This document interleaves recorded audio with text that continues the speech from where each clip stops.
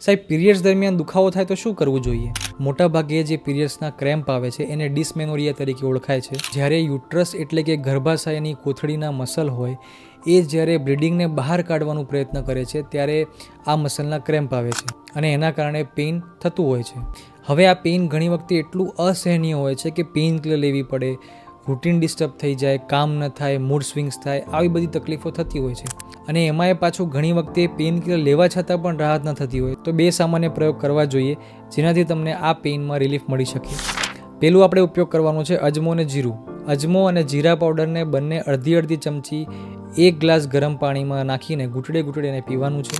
બીજું આપણે કરી શકાય આદુને સાકર. આદુનો રસ કાઢીને એ રસને ગરમ પાણીમાં નાખીને સ્વાદ અનુસાર સાકર ઉમેરો અને મિક્સ કરીને તમારે એને પીવાનું છે. આ રીતે તમે આદુ અને સાકરનો રસ પણ પી શકો છો. આ બે પ્રયોગ કરવાથી તમને પીરિયડ્સનો દુખાવામાં મહદઅંશે તમને રાહત મળી શકે છે.